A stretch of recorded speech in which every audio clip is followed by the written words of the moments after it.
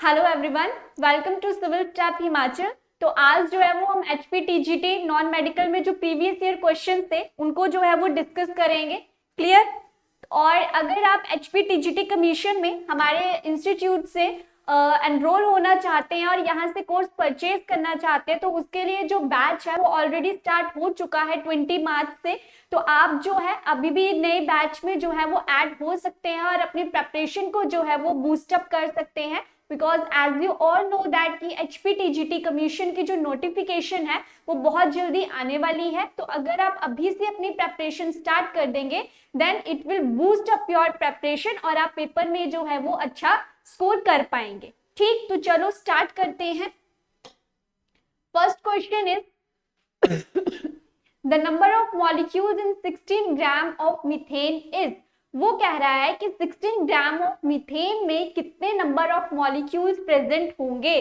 तो हमें पता है that according to the Avogadro's law equal volume of all gases contain equal number of molecules under the similar conditions of temperature and pressure. तो वो कहता है कि सारे के सारे वॉल्यूम जो है वो इक्वल वॉल्यूम ऑफ मॉलिक्यूल्स को ही क्या करते हैं, कंटेन करते हैं जब आपके प्रेशर और टेम्परेचर की कंडीशंस क्या होती हैं, सेम होती हैं। Then according to the law Avogadro's law की जो वैल्यू होती है वो कितनी होती है, 6.022 इंटू 10⁻23 पार्टिकल्स।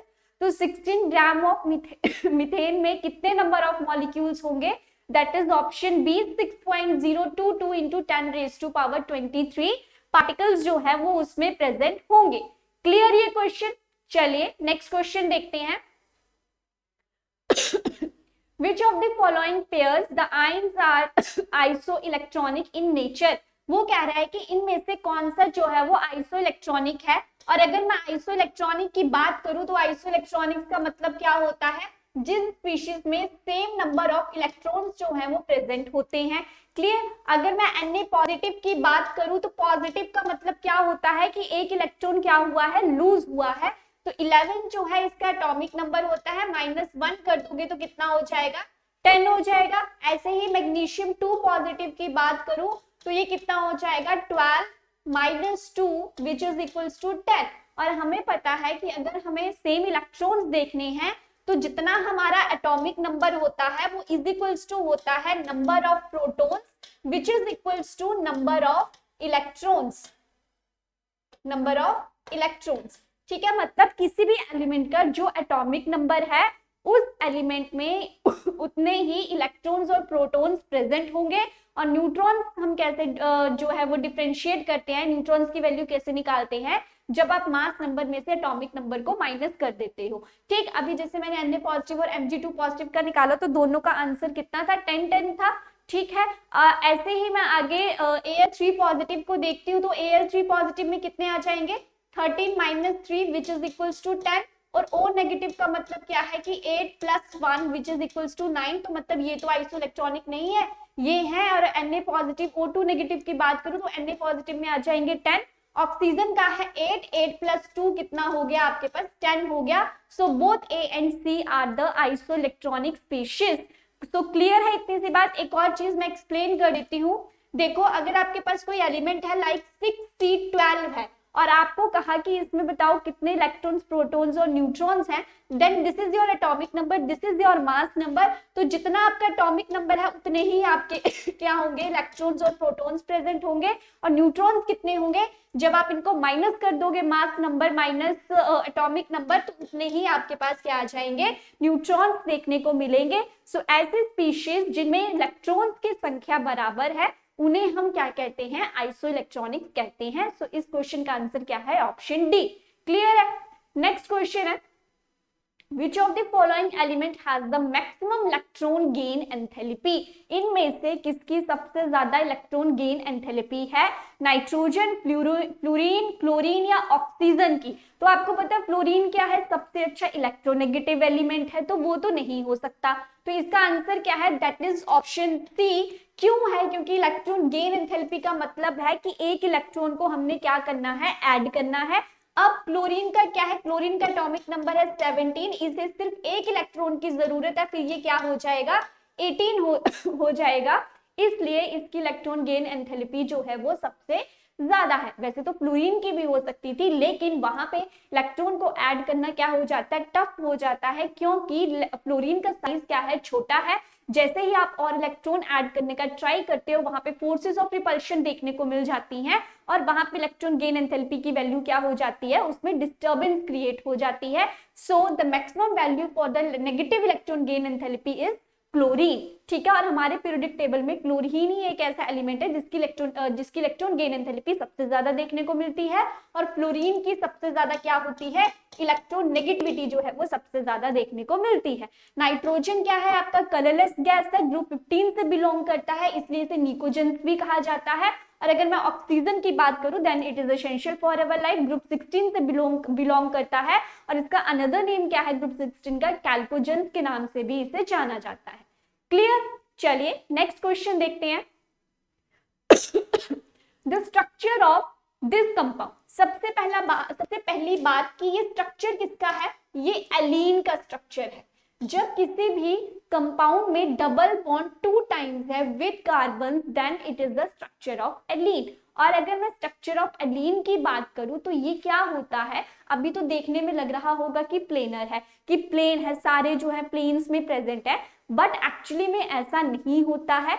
सबसे पहली बात, लीनियर तो ये बिल्कुल भी नहीं है। ठीक है, अब बच्चे ये दो कि प्लेनर है तो नॉन प्लेनर है, then allene is a non planar structure. और ये बहुत अच्छा क्वेश्चन है, इस क्वेश्चन के फिर से आने के चांसेस भी बनते हैं कि एलीन का स्ट्रक्चर कैसा होता है, नॉन प्लेनर होता है। चलिए बताती हूँ कैसे। See, this is carbon, this is first, this is second and this is third carbon. तो देखिए यहाँ पे जो हाइड्रोजन है वो है अबव द प्लेन, और ये जो क्या है वो बिलो द प्लेन है। तो इसीलिए ये जो कंपाउंड है वो क्या है, नॉन प्लेनर इन नेचर है, just due to the presence, different present of the hydrogen bonds. ठीक है, हाइड्रोजन बॉन्ड्स की डिफरेंट पोजीशंस होने के कारण जो एलीन का स्ट्रक्चर है वो कैसा देखने को मिलता है, नॉन प्लेनर देखने को मिलता है। क्लियर? चलिए next, which one of the following gases has the highest critical temperature? अब क्रिटिकल टेम्परेचर क्या होता है, above which a gas cannot be liquefy, एक ऐसा टेम्परेचर जिसके बाद कोई भी गैस जो है वो लिक्विड में कन्वर्ट नहीं हो सकती है, उसे कहते हैं हम क्रिटिकल टेम्परेचर। तो बताओ इसमें से कौन सी होगी, नाइट्रोजन, हाइड्रोजन, अमोनिया या वाटर वेपर्स? तो इसका सही आंसर आपके पास क्या है, that is option D, water vapours जो है उनका सबसे ज्यादा क्रिटिकल टेम्परेचर जो है वो देखने को मिलता है। ऐसे अगर मैं नॉर्मल गैसेस की बात करूं तो उसमें कौन सी आती है, नोबल गैसेस आती हैं। क्लियर है? तो याद रखना है कि जो वाटर वेपर्स हैं उनका क्रिटिकल टेम्परेचर क्या है, सबसे ज्यादा देखने को मिलता है। क्लियर? तो एक्सप्लेनेशन देख लो, क्रिटिकल टेम्परेचर क्या है, defined as the highest possible temperature value at which the substance can exist as a liquid at temperature above the critical temperature of a given gaseous substance can no longer be liquefied। जैसे कि मैंने कहा, above which a no gas cannot be, above which a any gas cannot be liquefied। ठीक है, regardless of the amount of pressure applied to it. Normal तो यही है कि इस क्रिटिकल टेम्परेचर के ऊपर किसी भी गैस को लिक्विफाई नहीं किया जा सकता है, लेकिन हाँ अगर आप टेम्परेचर और प्रेशर की कंडीशंस को चेंज करते हो तब वो लिक्विफाई भी किया जाता है। और क्या याद रखना है कि वाटर वेपर का क्रिटिकल टेम्परेचर क्या होता है, सबसे ज्यादा देखने को मिलता है। क्लियर है? चलिए next, percentage of free space in body centred cubic unit cell. वो पूछ रहा है कि बीसीसी में, body centred cubic unit cell में कितना खाली स्पेस जो है वो रहता है। तो मैं आपको बता दूं इसका वॉल्यूम कितना था, 68% था। तो जब 100 माइनस 68 कर दोगे तो कितना आ जाएगा आपके पास, ऑप्शन सी आपको देखने को मिलेगा, दैट इज 32% जो है वो बीसीसी स्ट्रक्चर में क्या होता है, खाली होता है। अब मैं अगर बीसीसी की बात करूं तो बीसीसी का मतलब क्या है कि जब आपके एटम्स क्रिस्टल लैटिस पर भी प्रेजेंट है और एक आपका कहाँ पे है, बॉडी सेंटर्ड में प्रेजेंट है। तो आपके टोटल कितने हो जाते हैं, 2 जो है वहां पे आपको एटम पर यूनिट सेल जो है वो देखने को मिलते हैं। क्लियर? अब देख लो ये कैसे आया, क्योंकि पैकिंग फ्रैक्शन से हम इसको कैलकुलेट करते हैं। पैकिंग फ्रैक्शन का फॉर्मूला होता है volume occupied by atoms in a unit cell divided by volume of the unit cell. जब आप इसकी पूरी कैलकुलेशन करते हो तो ये आता है 68%, और अगर एम्प्टी स्पेस की बात करूं तो 100 माइनस 68 कितना हो जाता है, 32% हो जाता है। And this is the BCC structure की हर कॉर्नर्स पर भी आपको क्या मिलते हैं, एटम्स देखने को मिलते हैं, 4 5 6 7 8, और एक आपको कहां पे मिलेगा, बॉडी सेंटर में देखने को मिलेगा। अगर मैं इसके number of atoms per unit cell at the corners पे बात करूं तो 8 है, और हर एक की कंट्रीब्यूशन कितनी है, 1/8, वो बन जाते हैं 1। एक सेंटर में है तो कितना हो गया, ये दोनों में बीसीसी का हो गया 2, that is number of atoms per unit cell in BCC कितने होते हैं, 2 जो है वो देखने को मिलते हैं। और पैकिंग फ्रैक्शन के अकॉर्डिंग कितना वॉल्यूम ऑक्यूपाई करते हैं, 68% करते हैं, और एम्प्टी कितना रह गया आपका, 32% जो है वो देखने को मिलता है। क्लियर, चलिए next question. The free energy change for a reversible reaction at equilibrium. अब फ्री एनर्जी की मैं बात करूं तो वो किससे रिप्रेजेंट करी जाती है, डेल्टा जी से, and delta G is equals to delta H minus T delta S होता है। and all you know that delta G is equals to negative, then reaction is what, spontaneous, वो reaction तब ही exist करती है, ठीक। और अगर आपका डेल्टा G क्या है, नेगेटिव है, पॉजिटिव है, तब वो रिएक्शन क्या होती है, नॉन स्पॉन्टेनियस होती है।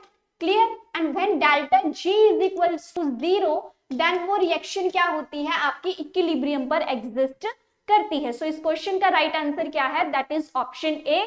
फ्री एनर्जी का कॉन्सेप्ट से क्वेश्चन हर बार देखने को मिलता है। फ्री एनर्जी किसके इक्वल होती है, एंथैल्पी और T delta S that is entropy के इक्वल होती है। तो वो कहता है कि जब आपके डेल्टा जी की वैल्यू पूरा सॉल्व करने के बाद अगर नेगेटिव आ रही है तो वो रिएक्शन का मतलब क्या है कि वो स्पॉन्टेनियसली वे में, क्लियर वे में जो है वो रिएक्शन एग्जिस्ट कर रही है। और अगर डेल्टा जी की वैल्यू पॉजिटिव है तब मीन्स कि वो रिएक्शन नहीं हो रही है, और अगर डेल्टा जी की वैल्यू 0 है दैट मीन्स कि वो रिएक्शन किसमें है, इक्विलिब्रियम में देखने को मिलेगी। क्लियर, चलिए next question. Which of the following is the weakest base, इसमें से कौन सा सबसे वीक जो है वो बेस देखने को मिलेगा। तो सबसे पहले sodium hydroxide, that is the strongest base, having the pH is equals to, कितनी पीएच होती है, इज इक्वल्स टू 14 होती है। अब आगे मैं बात करूं, अमोनियम है, कैल्शियम है एंड पोटेशियम है। तो एक बात आती है कि बेसिसिटी जो होती है वो इंक्रीज करती है डाउन द ग्रुप। तो इसमें देखिए क्या हो जाएगा, वीकेस्ट बेस कौन सा आएगा आपका, ammonium hydroxide is the weakest base. क्योंकि अगर मैं कैल्शियम की बात करूं तो ये कहां पे आता है, ग्रुप 2 में नीचे जैसे आता है। पोटेशियम की अगर बात करूं तो ये ग्रुप 1 में आता है। और अगर मैं नाइट्रोजन का बन रहा है मतलब कि ये किस में आ रहा है, 15 में आ रहा है, और ऊपर से फर्स्ट एलिमेंट प्रेजेंट है, ठीक है। और हमें पता है कि नाइट्रोजन क्या है, नॉन मेटालिक है। नॉन मेटालिक के जो ऑक्साइड्स और हाइड्रोक्साइड्स बनते हैं वो क्या होते हैं, एसिडिक इन नेचर होते हैं, ठीक है। एसिडिक इन नेचर होते हैं तो that is what, and ammonium hydroxide is the weakest base जो है ये माना जाएगा। क्लियर, क्योंकि ये चीज आपको हमेशा याद रखनी है कि जैसे आपका पीरियोडिक टेबल है, इस साइड आपका एस ब्लॉक होता है, इस साइड आपका क्या होता है, पी ब्लॉक होता है।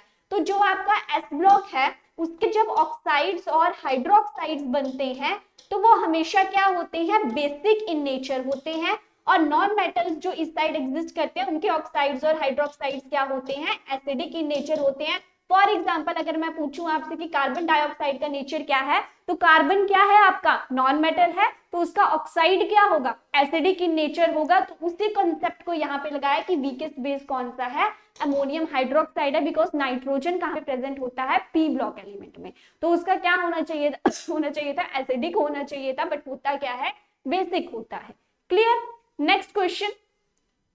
Oxidation state of chromium in K2Cr2O7, तो कितनी ऑक्सीडेशन स्टेट है तो देख लो, इसका आ जाएगा K के ऊपर +2, then 2x, then -14 is equals to 0। तो ये कितना हो गया, 2x is equals to 12 and x is equals to कितना आ गया आपके पास, +6 जो है वो देखने को मिला। आई होप कि ऑक्सीडेशन स्टेट तो अब आपको निकालना आ गई होंगी, क्योंकि हर वीडियो में एक क्वेश्चन ऐसा आता है जो ऑक्सीडेशन स्टेट के ऊपर डिपेंड करता है। और मैक्सिमम जो मैंने ऑक्सीडेशन स्टेट पे क्वेश्चन देखे हैं, एक पोटेशियम डाइक्रोमेट होता है और एक अल्कलाइन KMnO4 होता है, पोटेशियम पर मैग्नेट जो है वो देखने को मिलता है, ठीक है। तो K2Cr2O7 में क्रोमियम की ऑक्सीडेशन स्टेट कितनी होती है, दैट इज +6 ऑक्सीडेशन स्टेट जो है वो आपको देखने को मिलती है। Clear, next question. हाइड्रोजन पर oxide is obtained by the electrolysis of, hydrogen पर ऑक्साइड का फॉर्मूला क्या होता है आपके पास, H2O2 जो है वो इसका फॉर्मूला देखने को मिलता है। वो कह रहा है कि ये किसकी इलेक्ट्रोलिसिस से जो है वो बनता है, क्या वाटर की इलेक्ट्रोलिसिस से बनता है, sulphuric acid that is H2SO4, hydrochloric acid या फिर fused sodium peroxide. So the right answer is option B, कि जब आप कॉन्टेक्ट प्रोसेस से सल्फ्यूरिक एसिड की प्रिपरेशन करते हो तो उससे जो है जब आप उसकी हाइड्रोलिसिस करोगे आगे तो आपकी क्या चीज फॉर्म होगी, हाइड्रोजन पर ऑक्साइड की फॉर्मेशन जो है वो आपको देखने को मिलेगी। This is a very basic question और एक सिंगल लाइन में जो है, ये सिंगल लाइन जो है वो बुक में दी गई है और उसी से उन्होंने क्वेश्चन बनाया हुआ है। क्लियर है? चलिए नेक्स्ट देखते हैं। ये देख लो H2SO4 था, जब आपने उसकी इलेक्ट्रोलिसिस करी वो किस में टूट गया, पॉजिटिव और नेगेटिव आयंस में टूट गया। जब उसकी आगे आपने इलेक्ट्रोलिसिस की तो आपके पास पहले बना पर oxo disulphide, then again on the hydrolysis it gives the formation of the hydrogen peroxide जो है वो आपको देखने को मिलेगा। क्लियर है? चलिए next, which is used as a moderator in nuclear reactor, इनमें से कौन सा जो है वो एज अ मॉडरेटर यूज किया जाता है न्यूक्लियर रिएक्टर में। आपके ऑप्शन है वाटर, H2O, एलम जिसे आप एल्यूमिनियम का क्रिस्टल कहते हो जो पानी को प्योरीफाई करने में के काम आता है, D2O या नन ऑफ दिस। अगर मैं H2O की बात करूं तो ये क्या है, आपका प्योर वाटर है जो ड्रिंकिंग पर्पसेस के काम आता है। ये हाइड्रोजन के जो है वो 1H1 आइसोटोप से जो है वो बनता है जिसे आप क्या कहते हो, प्रोटियम कहते हो। ठीक है, एलम का मैंने आपको बता दिया कि क्या होता है, फिटकरी होता है जो प्योरीफाई करने के काम में आता है या फिर ब्लीडिंग को स्टॉप करने के काम आता है। D2O की अगर मैं बात करूं तो इसे किस नाम से जाना जाता है, हैवी वाटर जो है इसे हम कहते हैं। ये जो है वो हाइड्रोजन के सेकेंड आइसोटोप ड्यूटीरियम से जो है वो बना हुआ है। ठीक है, अगर मैं इसकी ऐसे कॉमन नेम की बात करूं तो ड्यूटीरियम ऑक्साइड जो है इसका कॉमन नेम है और यही जो है वो एज अ मॉडरेटर यूज किया जाता है न्यूक्लियर रिएक्टर में। Clear? So the right answer is option C, that is D2O also known as the heavy water, as a moderator जो है वो न्यूक्लियर रिएक्टर में यूज किया जाता है। ठीक है, अगर मैं इसमें पूछ लूं कि बताओ कितने इलेक्ट्रॉन्स, प्रोटॉन्स और न्यूट्रॉन्स हैं, तो 1 इसमें इलेक्ट्रॉन है, 1 ही इसमें प्रोटॉन है और 1 2 - 1 ही कितना है इसमें न्यूट्रॉन्स जो है वो प्रेजेंट होंगे। क्लियर? और 1H1 की अगर बात करूं तो उसमें न्यूट्रॉन्स की संख्या कितनी हो जाएगी, 0 जो है वो आपको देखने को मिलेगी। क्लियर? नेक्स्ट क्वेश्चन है, sodium metal can be stored under, this is the most easiest question, पता नहीं कितनी बार और कितने पेपर्स में ये क्वेश्चन आ चुका हुआ है।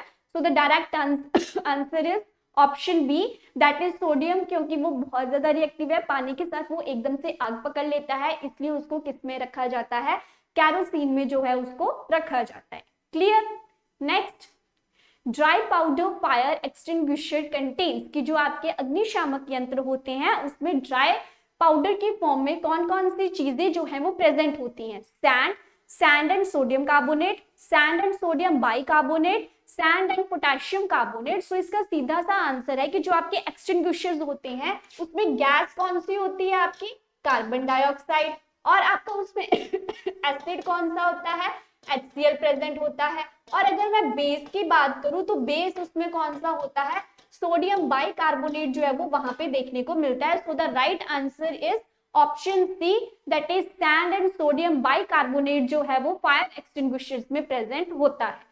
क्लियर है इतनी सी बात? चलिए नेक्स्ट क्वेश्चन देखते हैं, विच of the following phosphorus is the most stable, कि इसमें से कौन सा फॉस्फोरस है जो स्टेबल है। अगर मैं रेड फॉस्फोरस की बात करूं तो माचिस की जो साइड वाली चीजें होती है या मैच स्टिक की जो टिप वाली चीज है वहां पे क्या प्रेजेंट होता है, रेड फॉस्फोरस प्रेजेंट होता है, तो ये तो स्टेबल नहीं है क्योंकि ये बहुत ज्यादा रिएक्टिव है, एकदम से आग पकड़ लेता है।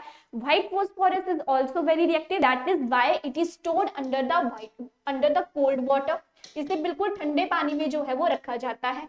ठीक है, अब ऑल आर इक्वली स्टेबल तो होंगे नहीं, सो राइट आंसर क्या है यहाँ पे ब्लैक, बिकॉज ब्लैक फॉस्फोरस जो है वो बहुत हद तक क्या होता है, स्टेबल होता है, जल्दी से वो किसी भी एलिमेंट से ऐसे रिएक्ट नहीं होता है। सो याद रखना है कि जो फॉस्फोरस के एलोट्रॉप्स हैं रेड व्हाइट ब्लैक, उनमें रेड और व्हाइट क्या है, बहुत ज्यादा रिएक्टिव है। व्हाइट फॉस्फोरस को तो कोल्ड वाटर में रखा जाता है और ब्लैक फॉस्फोरस क्या है, सबसे ज्यादा स्टेबल देखने को मिलता है। Clear? Next, two immiscible liquids are separated by. Immiscible का मतलब होता है जो आपस में डिसॉल्व नहीं हुए हैं, और जब आपने उनको शेक भी कर लिया लेकिन आफ्टर सम टाइम, मतलब 1 मिनट के बाद या 30 सेकेंड्स के बाद ही वो क्या होता है, लेयर्स की फॉर्मेशन में आना शुरू हो जाते हैं। तो उन्हें हम कैसे अलग कर सकते हैं, तो उन्हें हम अलग करते हैं सेपरेटिंग फनल से। क्योंकि अगर आपके पास फनल है, आप तेल और पानी को मिक्स करोगे, आपने उनको शेक कर लिया लेकिन थोड़ी देर के बाद क्या होगा, तेल अलग हो जाएगा, पानी अलग हो जाएगा, तो आप सेपरेटिंग फनल लोगे और दोनों को क्या होगा, अलग अलग कोलेक्ट जो है आप उनको कर सकते हो। अगर मैं फ्रैक्शनल डिस्टिलेशन की बात करूं तो ये कब यूज करते हैं, जब आपके दोनों लिक्विड्स आपस में क्या है, घुलनशील है और उनके बॉइलिंग पॉइंट में क्या है, बहुत कम डिफरेंस है, लाइक 20 डिग्री या 10 डिग्री सेल्सियस है, तब हम वहां पे क्या यूज करते हैं, फ्रैक्शनल डिस्टिलेशन का यूज करते हैं। और क्रोमेटोग्राफी क्या है, जब आपने डिफरेंट कलर्स पिगमेंट्स को अलग अलग करना होता है तब हम वहां पे जो है वो क्रोमेटोग्राफी का यूज करते हैं। और सब्लिमेशन क्या है, when you convert solid directly into gas without going the liquid state, then it is known as the sublimation. और सब्लिमेशन के बेस्ट एग्जांपल्स आपके पास क्या है, बेस्ट अगर मैं केमिस्ट्री के हिसाब से बात करूं then ammonium chloride is the best example. Then another examples आपके आ जाते हैं naphthalene balls, iodine, solid carbon dioxide जिससे आप ड्राई आइस के नाम से भी जानते हो। क्लियर। नेक्स्ट क्वेश्चन है आपके पास, ये देख लीजिए, सेपरेटिंग फनल लाइक दिस, कि वाटर अलग ऑयल अलग, दोनों को यहां से आप इसको ऑन करेंगे, पहले आप वाटर को कलेक्ट करेंगे देन आप ऑयल को कलेक्ट कर लेंगे। क्लियर। चलिए नेक्स्ट क्वेश्चन है, cinnamic acid on decarboxylation gives, कि सिनेमिक एसिड की जब आप डीकार्बोक्सिलेशन करते हो, डीकार्बोक्सिलेशन का मतलब क्या है, कार्बन डाइऑक्साइड को रिमूव करते हो, तो किस चीज की फॉर्मेशन जो है आपको देखने को मिलेगी। So the right answer is option B, that is आपको स्टीरीन की फॉर्मेशन जो है वो देखने को मिलेगी। ठीक। अगर मैं इसकी रिएक्शन की बात करूं, so C this is cinnamic acid, C double bond C double bond OH, ठीक है, फॉर्मूला तो अब लर्न करना पड़ेगा। उसके बाद इसकी रिएक्शन हुई है बेस की प्रेजेंस में और कैल्शियम ऑक्साइड की प्रेजेंस में, ठीक, और आपके पास एंड में क्या बन जाता है, स्टाइरीन की फॉर्मेशन जो है वो आपको देखने को मिलती है। सो डीकार्बोक्सिलेशन रिएक्शन एक ऐसी रिएक्शन है जिसमें आपको एलिमिनेट करना होता है कार्बोक्सिल ग्रुप को और लिबरेट होती है कार्बन डाइऑक्साइड। ठीक है, decarboxylation mostly refers to a reaction of carboxylic acid erasing a carbon atom from a chain, मतलब अपनी चेन में से कार्बन को क्या करना है, रिमूव करना है। और इसके लिए जो रिएजेंट्स यूज होते हैं वो कौन कौन से हैं, sodium hydroxide and calcium oxide in the ratio 3:1। Clear है डीकार्बोक्सिलेशन रिएक्शन। याद रखना है कि सिनेमिक एसिड की डीकार्बोक्सिलेशन करोगे तो क्या बनेगा, स्टीरीन की फॉर्मेशन देखने को मिलेगी। रिएजेंट्स कौन कौन से हैं, NaOH और CaO, कैल्शियम ऑक्साइड जिसे क्विकलाइन भी कहते हैं, 3:1 में वो प्रेजेंट है। क्लियर। और डीकार्बोक्सिलेशन क्या है, removal of the carbon in the form of carbon dioxide. Clear. Next, most abundant water pollution is, इसमें से वाटर पॉल्यूशन के लिए सबसे ज्यादा रिस्पॉन्सिबल कौन है, डिटर्जेंट, इंडस्ट्रियल वेस्ट, पेस्टिसाइड या oil spill. So right answer is what, option B is the right answer, कि इंडस्ट्री से निकलने वाला वेस्ट जो है वो हमारे वाटर पॉल्यूशन को जो है वो सबसे ज्यादा इंक्रीज करता है, क्योंकि डिटर्जेंट्स पे इतने ज्यादा यूज नहीं किए जाते हैं जितना कि हमारा इंडस्ट्री से हर डेली बेसिस पे भी अगर देखूं तो सबसे ज्यादा वेस्ट जो है वो वहीं से देखने को मिलता है। Clear. Next, the number of carbon atoms in a unit cell of diamond, वो कहता है कि डायमंड में कितने नंबर ऑफ यूनिट सेल होते हैं टोटल एटम में। तो इसका राइट आंसर आपके पास क्या है, ऑप्शन सी, दैट इज 8। और इस क्वेश्चन को याद भी रखना है कि डायमंड में total number of atoms per unit cell कितने हैं आपके, 8 है। 12 कब होते हैं, HCP में होते हैं। ये तो सिंपल आ गया कि कॉर्नर्स का निकल आएगा, ये जो है वो FCC का हो जाएगा। तो चलो डायमंड का स्ट्रक्चर देखते हैं। देखो डायमंड का क्या है, FCC स्ट्रक्चर है। डायमंड में क्या होता है, कॉर्नर्स पे आपको 8 एटम्स जो है वो देखने को मिलते हैं, 1 2 3 4 5 6 7 8। ठीक है, ये हो गया आपके कॉर्नर्स पे, हर एक जो है वो 1/8 की कॉन्ट्रीब्यूशन कर रहा है। तो यहाँ से आगे आपके पास 1, आगे आपके पास फेस पे कितने हैं, 6 हैं, 1 2 3 4, एक 5 फर्स्ट वाला फेस और एक लास्ट वाला फेस होगा 6। तो वो कितने हो जाएगा, हर कोई जो कंट्रीब्यूट करता है 1/2। तो यहाँ पे आ गया आपका 3।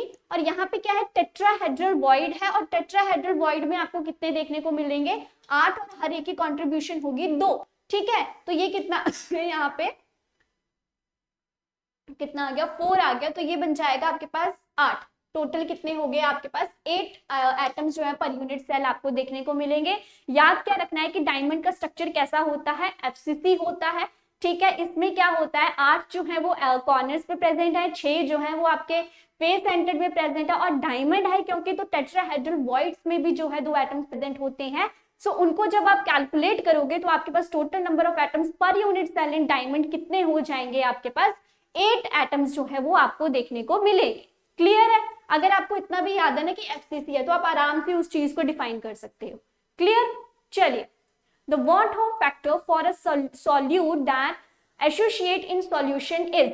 अब देखो वॉन होफ फैक्टर सबने पढ़ा है, जो सॉल्युबिलिटी के ऊपर जो है वो डिपेंड करता है। तो उसमें ना एक लाइन आती थी कि अगर अल्फा इज लेस देन 1 है तो एसोसिएशन होगी या डिसोसिएशन होगी, और अल्फा इज इक्वल्स टू 0 है तब डिफरेंट थिंग्स होगी। अब वो बोल रहा है कि एसोसिएशन हो रही है तो इसमें जो अल्फा की वैल्यू है वो कितनी होती है, लेस देन 1 जो है वो आपको देखने को मिलती है। और अगर अल्फा की वैल्यू ग्रेटर देन 1 है, मतलब बॉन्ड होफ फैक्टर की वैल्यू ग्रेटर देन 1 है, तो वहां पे क्या देखने को मिलेगा, डिसोसिएशन जो है वो देखने को मिलेगी। ठीक है, तो अगर मैं बॉन्ड होफ फैक्टर की बात करूं तो ये क्या होता है, रेशियो ऑफ होती है concentration of particles form when a substance is dissolved to the concentration of the substance by mass, the extent to which a substance associates और डिसोसिएट। तो एक सॉल्यूशन में जो सब्सटेंस है वो एसोसिएट हो रहा है या डिसोसिएट हो रहा है सॉल्यूशन में, उसको हम किससे डिस्क्राइब करते हैं, वॉन्ट ऑफ फैक्टर से। और वॉन्ट ऑफ फैक्टर का फॉर्मूला ये होता है, ठीक है, जिसमें आप क्या बोलते हो कि अल्फा क्या है आपका, अल्फा आपका क्या है, डिग्री ऑफ डिसोसिएशन है, एन क्या है, number of ions form from one formula unit of the substance. और इसमें हम अल्फा से डिनोट करते हैं, अगर ये लेस देन 1 है तो एसोसिएशन होगी, अगर ग्रेटर देन 1 है तो वहां पे क्या देखने को मिलेगी, डिसोसिएशन आपको देखने को मिलेगी। क्लियर? चलिए नेक्स्ट देखते हैं, the potential of a hydrogen electrode at pH is equals to 10। तो हमें पता है कि pH का फॉर्मूला क्या होता है, minus log of H positive, मतलब माइनस लॉग ऑफ 10 निकालना है आपको। तो इसकी वैल्यू कितनी आ जाएगी आपके पास, option C that is minus 0.59 volt जो है वो आपको आंसर देखने को मिलेगा। अब देख लो कैसे, क्योंकि हमें पता है reduction potential of hydrogen electrode जो है वो कितनी होती है, 0.0591 into pH at 25 degree Celsius, और पीएच कितनी दी हुई थी 10। तो इसको सॉल्व करोगे तो कितना आ जाएगा, माइनस 0.59 वोल्ट जो है वो आपके पास आंसर आ जाएगा। Clear? Next, 60% of first order reaction was completed in 60 minutes and 50% of the same reaction would be completed in approximately। इसका आंसर पहले से ही आ गया, इसका आंसर 45 मिनट्स। अब ये आंसर आया कैसे है हम वो चेक कर लेते हैं, बिकॉज रिएक्शन क्या थी आपकी, फर्स्ट ऑर्डर थी। तो फर्स्ट ऑर्डर का हम फॉर्मूला लगाएंगे 2.303 log of 10 a upon a minus x. तो जैसे ही आपने जो है पूरी की पूरी वैल्यूज जो है इसमें पुट करी, दैट इज 1 अपॉन 0.4 आ गया यहाँ से, तो आपके पास ये बन जाएगा 2.303 अपॉन 60। ठीक है, टेम्परेचर कितना बोला हुआ था उन्होंने, 60 बोला हुआ था कि कितना हो जाएगा 60 में, और जब आपने इसको सॉल्व किया ये आ गया 0.39। और हमें पता है कि टी हाफ की वैल्यू कितनी होती है, 0.693 अपॉन के। तो जब आपने इसको पुट किया आपके पास कितना आ गया, अप्रोक्सीमेट 45 मिनट्स जो है वो आपको देखने को मिलेंगे। ठीक है, सिर्फ एक फॉर्मूला था फर्स्ट ऑर्डर रिएक्शन आपने वहां से के की वैल्यू निकाल दी, टाइम पीरियड निकालना था तो टी हाफ वाला फॉर्मूला यूज किया, और वहां से जो है हमें आंसर जो है वो देखने को मिल गया।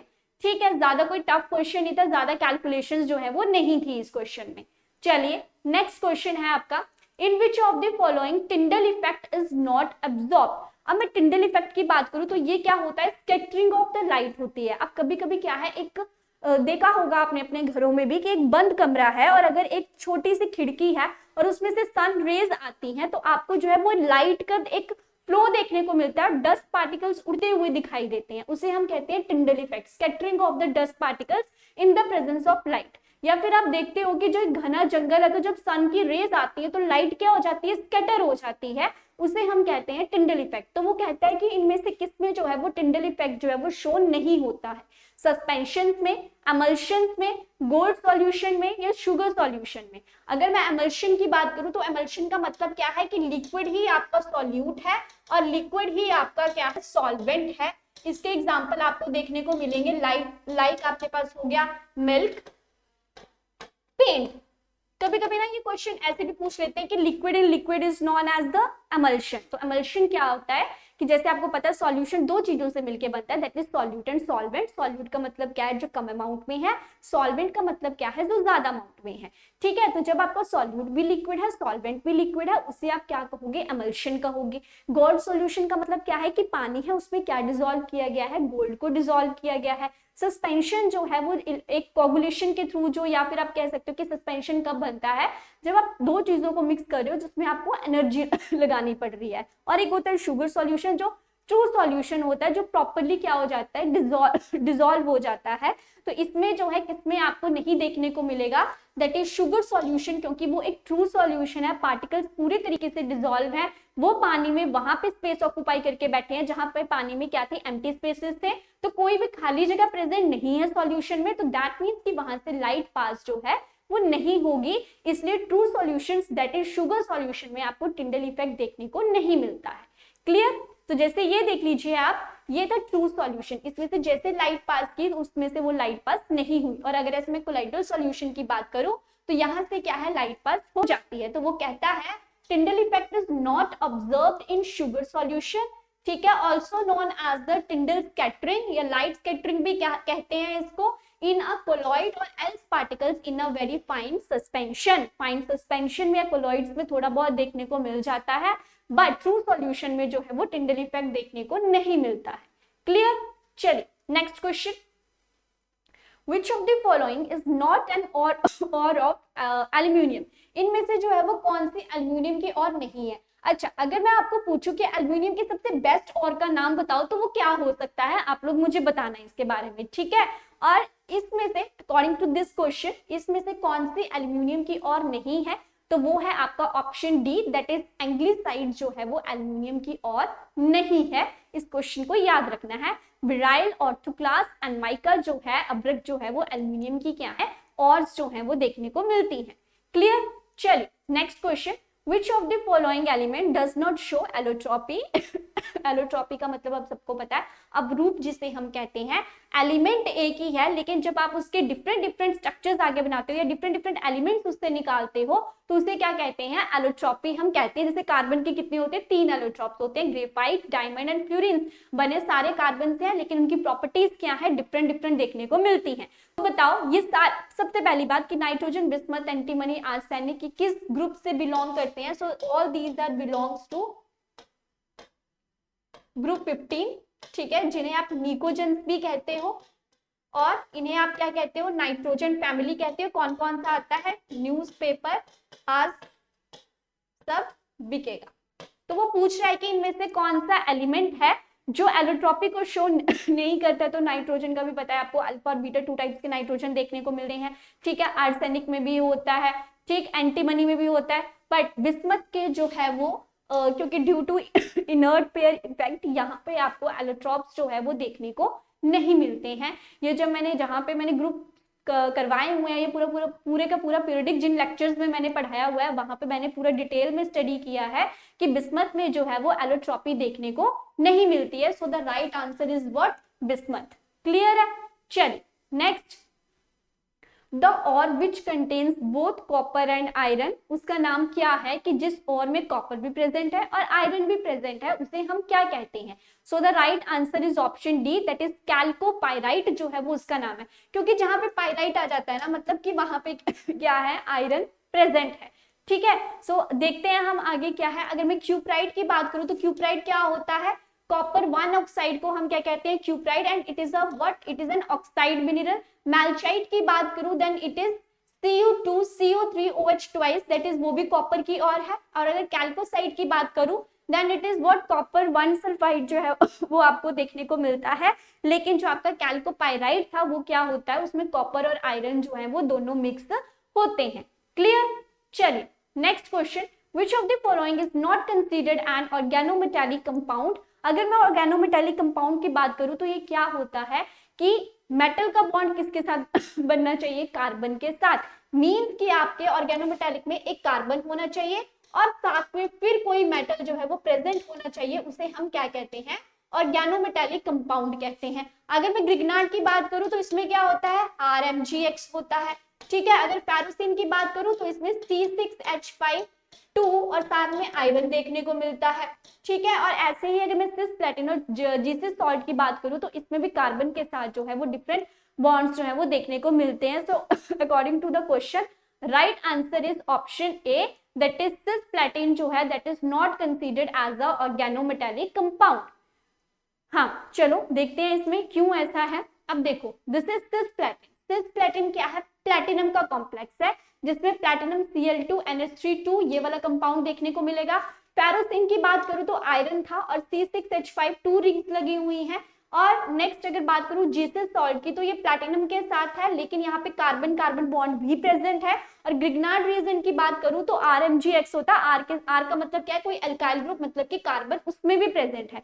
तो अब देख लो आप में, इसमें भी कार्बन प्रेजेंट है तो वो आगे जो है वो बॉन्ड बना रहा है मेटल के साथ, इसमें भी कार्बन प्रेजेंट है तो वो मेटल के साथ बॉन्ड बना रहा है। इसमें जो यहाँ की कार्बन है वो किसके साथ बॉन्ड बना रही है? आयरन के साथ। बट यहाँ पे कार्बन प्रेजेंट नहीं है और ऑर्गेनोमेटालिक कंपाउंड्स में कार्बन का प्रेजेंट होना जरूरी है, तभी वो ऑर्गेनोमेटालिक कंपाउंड जो है वो कहलाता है। That is why cisplatin is not considered as a organometallic compound. Clear है ये बात?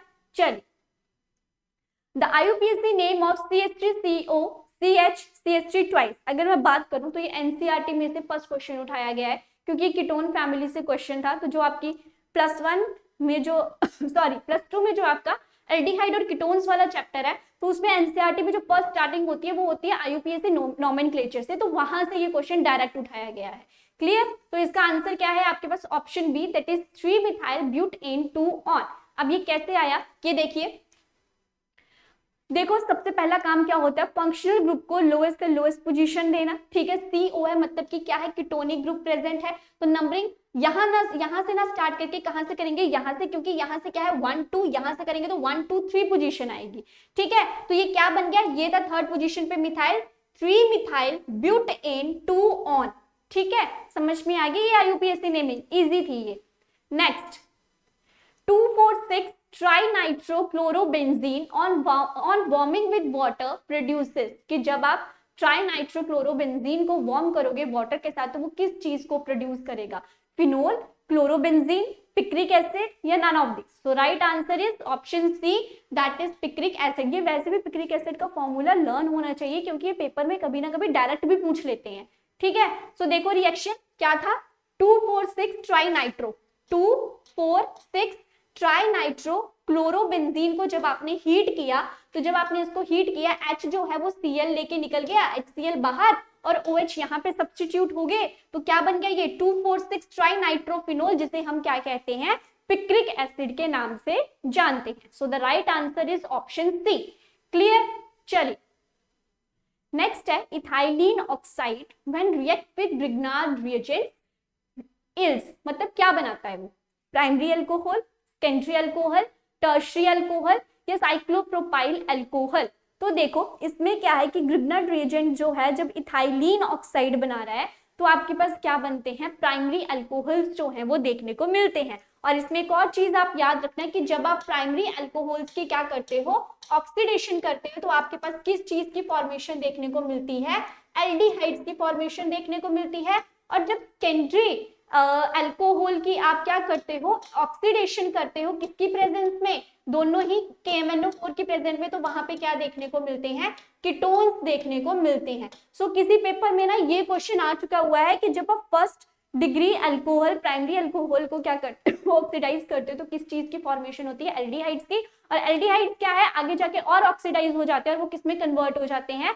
कार्बोक्सिलिक एसिड पे हो जाते हैं। और सेकेंडरी अल्कोहल को जब ऑक्सीडाइज करोगे तो कीटोन्स बनेंगे। कीटोन्स आगे फर्दर ऑक्सीडाइज नहीं होते हैं, इसलिए इंडस्ट्रियल लेवल पर सबसे ज्यादा रिएक्शन का यूज किया जाता है कीटोन्स की फॉर्मेशन।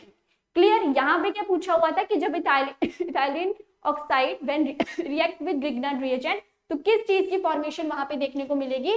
प्राइमरी अल्कोहल्स की फॉर्मेशन जो है वो देखने को मिलेगी। क्लियर? देख लो इथाइलिन ऑक्साइड था, ठीक है, 2 कार्बन थी, ऑक्सीजन था, ग्रिग्नार्ड रिएजेंट RMgX, तो क्या बन गया यहाँ पे? ये R इसके साथ शिफ्ट हो गया, RCH2CH2 OMgX, फिर से इसकी हाइड्रोलिसिस करी, MgOHX जो है वो यहाँ से चला जाएगा और किस चीज की फॉर्मेशन देखने को मिलेगी आपको? प्राइमरी अल्कोहल की फॉर्मेशन जो है वो देखने को मिलेगी। क्लियर? चलिए next question, Which of the following is used as a test for aliphatic primary amines? amines आ गए ना, amines का मतलब क्या होता है कि उसमें नाइट्रोजन कंटेनिंग कंपाउंड होगा, तो नाइट्रोजन कंटेनिंग कंपाउंड के टेस्ट के लिए आप किसका यूज करोगे? अगर मैं टॉलेंस रिएजेंट की बात करूं तो इसमें सिल्वर नाइट्रेट सॉल्यूशन आ जाता है जो एल्डिहाइड्स और कीटोन्स के बीच में डिफरेंशिएट करता है और वो सिल्वर मिरर टेस्ट देता है, और अगर सिल्वर मिरर टेस्ट आपका पॉजिटिव है दैट मीन्स कि टॉलेंस रिएजेंट प्रेजेंट है। फैलिंग सॉल्यूशन की बात करूं तो इसमें एक फैलिंग सॉल्यूशन ए होता है और एक बी होता है, जिसमें आपका कॉपर का, ट्रॉचिल सॉल्ट का और टार्ट्रेट सॉल्ट का जो है वो मिक्सचर देखने को मिलता है, और ये भी जो है वो एल्डिहाइड्स और कीटोन्स के बीच में टेस्ट को डिस्टिंग्विश करता है। अब बचे दो, पहले दो तो नहीं होंगे, बचे दो आइसोसाइनाइड टेस्ट और एजोडाइड टेस्ट। तो इसमें से जो राइट आंसर है दैट इज ऑप्शन सी कि आइसोसाइनाइड टेस्ट जो है वो अमीन्स की डिटेक्शन के लिए, एलिफेटिक अमीन्स की डिटेक्शन के लिए यूज किया जाता है। एलिफेटिक का मतलब क्या है कि उसमें बेंजीन रिंग प्रेजेंट नहीं है, that is why option C isocyanide test is the right answer. ठीक है, थोड़ी एक्सप्लेनेशन देख लेते हैं। अमीन्स क्या होते हैं? वो ऑर्गेनिक कंपाउंड है जिनमें नाइट्रोजन जो है वो प्रेजेंट होता है। ठीक है, अब अमीन्स जो है वो सेकेंडरी, प्राइमरी, टर्शियरी तीनों ही होते हैं। प्राइमरी अमीन्स की बात करूं तो उसमें क्या है, एक कार्बन अटैच होगी nitrogen atom of the amine से। ठीक है, primary amines on treatment with chloroform and ethanolic solution of KOH is isocyanides और कार्बेलाइन। तो ये है उसकी reaction. We can say that कि आइसोसाइनाइड टेस्ट जो है वो यूज किया जाता है प्राइमरी अमीन्स की डिटेक्शन के लिए। क्लियर? चलिए last question. Nucleic acid are the polymers of, कि जो न्यूक्लिक एसिड है, न्यूक्लिक एसिड का मतलब क्या होता है कि जब आपके 20 अमीनो एसिड्स आपस में मिलते हैं तो एक न्यूक्लिक एसिड, एक प्रोटीन की फॉर्मेशन जो है वो वहां से देखने को मिलती है। अब न्यूक्लिक एसिड्स क्या है? इनमें भी नाइट्रोजन कंटेनिंग कंपाउंड्स हो गए। तो वो कह रहा है कि न्यूक्लिक एसिड जो है वो किसका पॉलीमर है, किस मतलब जब आप न्यूक्लिक एसिड्स को मिलाते हो तो क्या चीज फॉर्मेशन होती है? तो आंसर है आपके पास option B, that is nucleotides की फॉर्मेशन जो है वो वहां पे देखने को मिलती है। बेसिस तो ऑब्वियसली नहीं होंगे। शुगर क्या है आपका? ये कार्बोहाइड्रेट में आते हैं। ठीक है, तो बचे दो कि या तो न्यूक्लियोसाइड होगा या तो न्यूक्लियोटाइड होगा। So right answer is what? Option B, that is nucleotides. अब देखो एक चीज नोटिस करना कि बेशक ये नॉन मेडिकल का पेपर था बट फिर भी इसमें मेडिकल बायोकेमिस्ट्री से रिलेटेड क्वेश्चन आपको देखने को मिले हैं, तो उस चैप्टर को भी छोड़ना नहीं है, डिटेल में जो है उस चैप्टर को भी पढ़ के जाना है, क्योंकि एक क्वेश्चन तो वहां से डेफिनेटली बन ही जाता है। क्लियर? सो आई होप कि आपको आज के क्वेश्चंस जो हैं वो क्लियर हो गए होंगे। तो ऐसे ही अब फिर नेक्स्ट सेक्शन में मिलेंगे। ठीक है, तब तक के लिए अपनी प्रेपरेशन अच्छे से करते रहो। Thank you so much.